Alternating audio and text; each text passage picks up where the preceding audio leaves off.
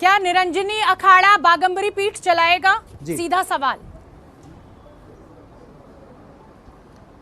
नहीं, निरंजनी अखाड़ा तो बागंबरी पीठ का है ही। आज नहीं तो 10 साल पूर्व, 20 साल पूर्व। ये तो आज क्या है कि नरेंद्र गिरि जी महाराज हमारे अखाड़े के मैन थे। हमारे अखाड़े, देखो होता क्या है, हमारे यहाँ कोई व्यक्तिगत संपत्ति नहीं। मैं अभी अखाड़े का आचार्य हूँ, मेरे पास अखाड़े का कोई मठ नहीं होता, केवल पद है मेरे पास, लेकिन मैं अखाड़े के सर्वोच्च पद पर हूँ। अभी नरेंद्र गिरि जी महाराज को मैंने पारस मंत्र की दीक्षा दी, क्योंकि अखाड़े का छोटा और बड़ा कोई भी साधु हमारा शिष्य होगा, हम उसके गुरु होंगे। इसलिए हमारे यहाँ परंपरा की पूजा है, हमारे यहाँ व्यक्ति की पूजा नहीं, परंपरा की गादी की पूजा है। नरेंद्र गिरि जी महाराज इस बाघंबरी गद्दी के महंत होते हुए निरंजनी अखाड़े के श्री महंत थे, नगाड़ निरंजनी अखाड़े के महंत थे। इसलिए हमारे यहाँ लेकिन आचार्य जी निरंजनी अखाड़े से जीत कर, कानूनी लड़ाई जीत कर मठ की अध्यक्षता उन्होंने अपने हाथ में ली थी। इस पर आप क्या कुछ कहेंगे? अब महंत नरेंद्र गिरि नहीं है, लेकिन उन्होंने कानूनी लड़ाई आपसे जीती है। साथ था। हाँ। मैं बता रहा हूं कि वो जीत करके आए। उस समय अखाड़े और उनकी आपस में कुछ अखाड़े और उनकी बीच में कुछ खटपट था। बाद में अखाड़े में आए, अखाड़े से वापस उनकी समझौता हो गई और अखाड़े में फिर वो साथ आकर के नरेंद्र गिरि जी महाराज को श्री महंत बनाने वाले रविंद्रपुरी जी महाराज और श्री महंत रविंद्रपुरी जी महाराज के द्वारा उनकी नियुक्ति अखाड़े में हुई और जिसके कारण वो अखाड़ा परिषद के राष्ट्रीय अध्यक्ष बने। मेरा कहने का तात्पर्य कि व्यक्तिगत व्यक्ति कोई जी रविंद्रपुरी जी का मैं रुख कर लेती हूँ। रविंद्रपुरी जी, आनंद गिरि को लेकर क्या रुख है आप साधु परंपरा के सभी संतों का? देखिए, आनंद गिरि जी का विषय नहीं है, ये किसी संत का विषय नहीं है। सबसे बड़ा विषय हमारा ये है कि जो ये सुसाइड लेटर लिखा गया है, क्या ये ओरिजिनल है या फेक है, हमें इस विषय को देखना है। और हमारा जो मानना है, अभी हम नहीं, साधु समाज नहीं, जितने भी भक्तगण, जितने भी पूरे हिंदुस्तान में जो महाराज श्री को जानते थे, सबका यही कहना है कि ये उनके हस्ताक्षर नहीं है, ये लेटर उन्होंने नहीं लिखा है, क्योंकि वो लिखते ही नहीं थे। जो इतने लिखे पढ़े नहीं थे कि वो इतनी बड़ी चिट्ठी लिखे, करीबन 10-12 पेज है वो। तो समस्या यहाँ पे है ये। इसलिए जो है ये लेटर जो लिखा गया ये टोटली फेक है। इसलिए इसको हम ये नहीं मानते कि महाराज श्री ने ये लेटर लिखा हुआ है। ठीक है आचार्य जी, पंच परमेश्वर ऐसे किन 5 नामों को इस पद के लिए जिसको कहा जाए कि कंसीडर करेंगे या उस पर विचार करेंगे, जो महंत नरेंद्र गिरि की जगह ले सकते हैं? मैं कोई 5 नाम आपसे पूछ रही हूँ। नहीं, हमारे पांच नाम नहीं होते। हमारे तो पूरे पंच परमेश्वर हैं और अष्टकोशल श्री महंत हैं। अष्टकोशल के जो श्री महंत होते हैं वो अखाड़े के मालिक होते हैं। जैसे वर्तमान में पूज्य रविंद्रपुरी जी महाराज हैं और मनसा देवी ट्रस्ट के अध्यक्ष भी हैं। ये हमारा जो अष्टकोशल है और हमारे जो श्री महंत हैं और हमारे जो बड़े महंत हैं, अखाड़ा क्या सभी आज लगभग लाखों साधु, लाखों नागा हमारे निरंजनी में अखाड़े में है, जिसका प्रतिनिधित्व आचार्य महामंडलेश्वर कैलासानंद गिरि करते हैं। लेकिन कैलासानंद गिरि के पास निर्णय लेने का कोई अधिकार नहीं है। निर्णय हमारा पंच लेता है, उस निर्णय का अनुमोदन करने का अधिकार कैलासानंद गिरि के पास रहता है। हाँ, अगर उस निर्णय में कहीं किसी प्रकार की कोई संवैधानिक बाधा आती है, विधिक बाधा आती है, तो आचार्य उस बाधा को टालता है। आचार्य उस बाधा को तोड़ करके अखाड़े की परंपराओं को आगे बढ़ाने का निर्देश अखाड़े को देता है। तो उस परंपराओं को लेकर के हम सभी लोग बैठेंगे, अखाड़े के पूरा पंच बैठेगा। उसके बाद इस बाघंबरी अगर फॉरेंसिक की जांच में ये निकल कर आता है कि वो सुसाइड नोट सही है, आचार्य जी, अगर फॉरेंसिक की जांच में ये निकल कर आता है कि वो सुसाइड नोट सही है, तब तो आप मानेंगे ना एसआईटी अगर कहती है? तो क्या उसके बाद आप बलबीर गिरि जी को वो जिम्मेदारी देंगे जो महंत नरेंद्र गिरि चाहते थे? हाँ, एक बात, मैं पहली बात तो इस बात को अस्वीकार कर रहा हूं कि वो फॉरेंसिक जांच में आ ही नहीं सकता कि नरेंद्र गिरि जी महाराज के लेटर हैं वो। अगर कुछ ऐसा कहीं भी 1% आया तो आचार्य जी, महाराज का लिखा हुआ कुछ है आपके पास, कोई कागज कुछ?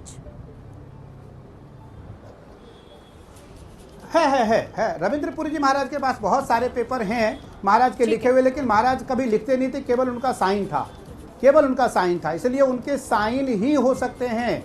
और साइन और उनके लेटर की जो राइटिंग है, उनकी जो हैंड राइटिंग है, दोनों को मिक्स कराया जाएगा, मिलाया जाएगा। फॉरेंसिक जांच से स्पष्ट हो जाएंगे कि ये नरेंद्र गिरि जी महाराज के द्वारा लिखे गए नहीं है।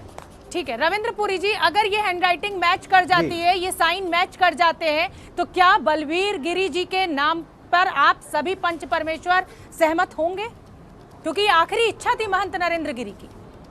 देखिए, मैंने इससे पूर्व मैंने आपको कहा बलबीर गिरि का विषय नहीं है, और आपका जो ये कहना है और हमारा ये सबका मानना नहीं, हमारा पूरा भारत, जितने भक्त हमारे, जितने संत समाज हमारा है, सबका यही कहना है और सबने यही देखा है कि ये वो लिखते ही नहीं थे। जब लिखे ही नहीं तो वो सही कैसे निकलेगा? तो हमारा ये कहना है, दस्तखत तो करते थे ना, सुसाइड नोट लिखा गया है, अभी आचार्य जी बता रहे हैं कि दस्तखत वो करते थे, तो दस्तखत से मैच हो जाएगा। अगर उस कागज के ऊपर उन्हीं के दस्तखत है तो पता चल ही जाएगा कि सच है कि झूठ। देखिए, बिल्कुल बिल्कुल, वो साइन हमारे पास है, वो साइन शासन के पास है, प्रशासन के पास है। जितने भी मेले हुए हैं, चाहे वो प्रयागराज का मेला रहा हो, उज्जैन का मेला रहा हो, नासिक का मेला रहा हो, सरकार के पास उनके सिग्नेचर है, उससे उसको मिलाया जाएगा और दूध का दूध और पानी का पानी सामने आ जाएगा। चलिए, मैं अब इससे आगे बढ़ती हूँ। दूध का दूध, पानी का पानी, आप भी कह रहे हैं अगर वो दस्तखत मैच कर जाते हैं, वो हैंडराइटिंग मैच कर जाती है, तब आप मानेंगे कि आत्महत्या का ही मामला है और जिसको वो महंत बनाना चाहते थे उनको महंत बनाया जाएगा, बलवीर गिरि जी को?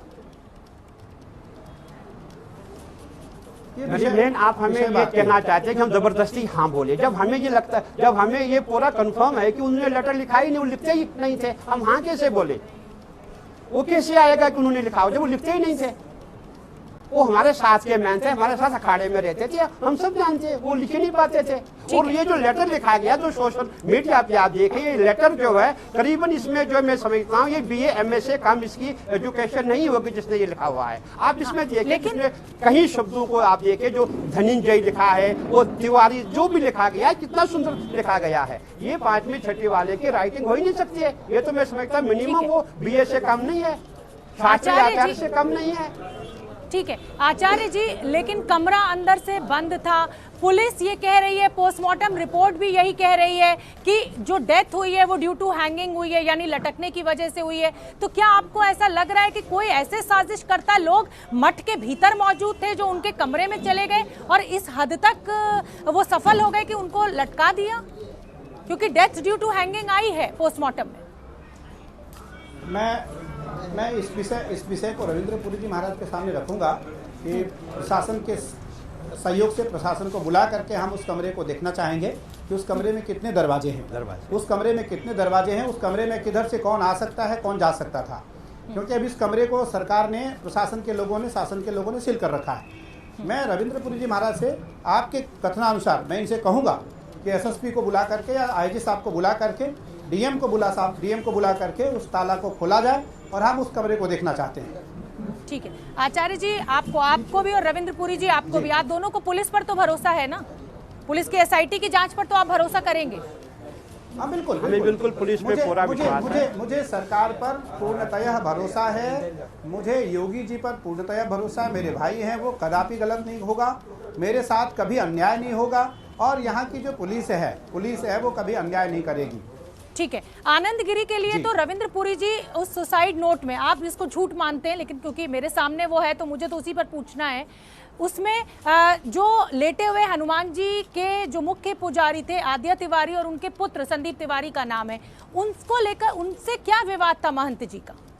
क्या इसको लेकर आप कुछ जानकारी दे सकते हैं? क्योंकि आनंद गिरी के मामले में तो साफ है कि वो ब्लैकमेल कर रहा चाहता था। बिल्कुल नहीं, मुझे इस विषय में आद्या तिवारी या उसका जो बेटा है उसके बारे में मुझे कोई जानकारी नहीं, क्योंकि मेरा कोई बहुत परिचय, नमस्कार में जब भी आता था मुझे आशीर्वाद लेने वो आते थे, मैं आशीर्वाद देता था पुजारी को।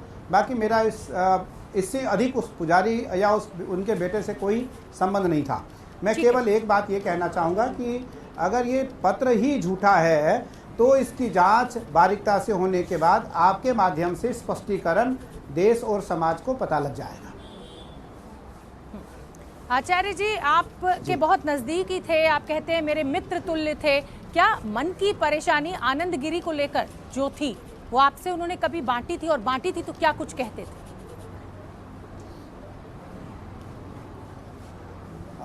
उन्होंने बहुत ऐसी हल्की सी जिक्र किया था, बहुत हल्का सा, तो मुझे लगता है कि उस जिक्र के कुछ ही दिनों बाद दोनों गुरु शिष्य का आपस में अचानक समझौता लखनऊ में हुआ, जिसकी जानकारी हम लोगों को नहीं थी। हम लोगों ने सोशल मीडिया के माध्यम से वह जानकारी सुना, देखा, पढ़ा।